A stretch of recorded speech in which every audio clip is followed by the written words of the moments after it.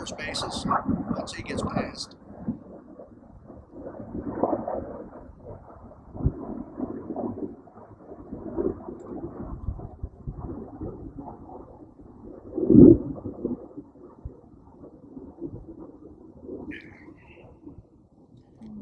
Hi, welcome back to FireWolf Self-Reliance. It's been quite a few months since we put any kind of a video out at all. I apologize for that. Took a new job and was staying quite busy. Really didn't have much time to do much of anything. Fortunately, I went from staying busy at work to a back injury. So now I'm waiting to see if I have to have surgery. So I got plenty of time to do things, just physically not able to do a whole lot right now. In fact, we're not too far from the car, it's just over there a little ways. But we would like to get out once a week maybe and do some kind of a video, even if it's just for one of the local campgrounds or whatever it may be, car camping, whatever. Today we want to do a short video on fire kits. Somebody asked me about it recently and what I carry and why I carry it. And this is one of them, one of the small kits I carry. Not too extensive, but more than effective to get me out of an emergency situation if I need to get an emergency fire going. The first item is going to be just simple char cloth. As you can see there, it's starting to fall apart and make a mess all over everything. This isn't something I make out in the field hardly ever. I do have a tin. Obviously, with the fire kit's in, I can make char material in, but I make this stuff at home and throw it in the kit and just take it with me. I don't, unless I'm in an emergency situation where I've ran out of it, I usually don't make it out here. The next item is going to be just a simple magnifying lens. This come out of a magnifying glass I think one of my kids got from a dollar store years ago and was getting ready to get thrown in the trash, so I grabbed it, took the lens out of it, and made a little ghetto pouch for it. This is good in the fact it doesn't require any fuel like the lighters. It's not really expendable. It doesn't run out. But if you don't have sunlight, it's worthless. This isn't something I use often at all, but I mean, it is a viable way to get a fire going. And again, probably $1 at the dollar store, so no big deal. The next item is going to be, and I've got about 3 of these on me at any given time, is going to be a simple, cheap Bic lighter with a little bit of Gorilla Tape around it as a fire extender. And this is my go-to source every time. Simple reason being, again, they're cheap, they're disposable, and it's a flame every time. So, again, I carry about 3 of these, one in here, 1 or 2 in my pack, one in my pocket. They're great to have. Next item is going to be just a small ferro rod. Now, I'm not a big fan of the small ferro rods. Normally as a primary, I guess if you want to call it that. I carry one of the larger ones, a 6" by 1/2" in my pocket.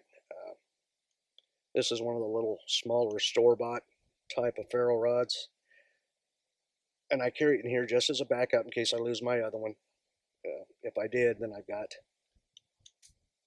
this one as a backup. Next item is going to be my flint and steel. Now this may be a little bit different than what people are used to seeing. Everybody's used to the C-shape type old style or old school style flint and steel. I like this one better for the simple reason being it's got the divot in the center for a bow drill spindle, so I don't have to make it out of wood myself. I can just grab this.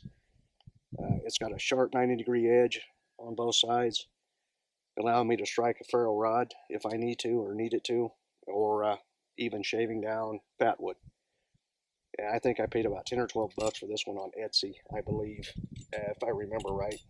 And so far, that's become my favorite.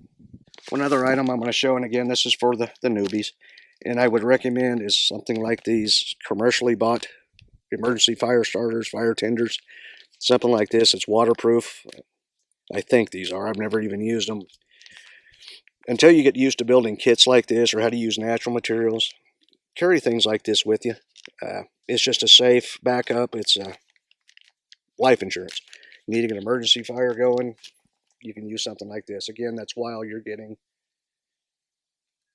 developing your skills and getting things like this together. The next item is going to be fat wood, and for the newbies that aren't familiar with it, we'll do videos on that, how to find it, how to use it, how to process it. But I use this as a fire extender or a wet weather tender to get a fire going in the rain. So this stuff is like gold to me.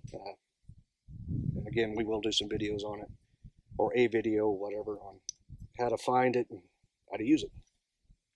Last item is going to be a piece of jute twine or jute rope.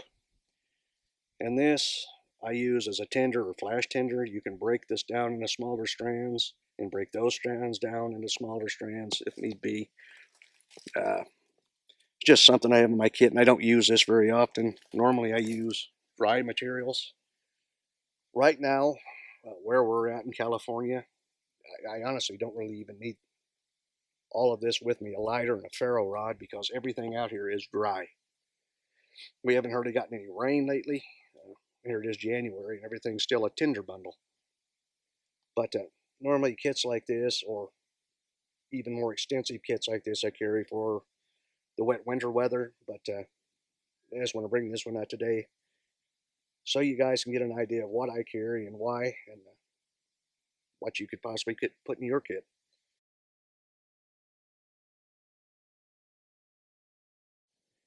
Hope you liked the video, and we hope it helped.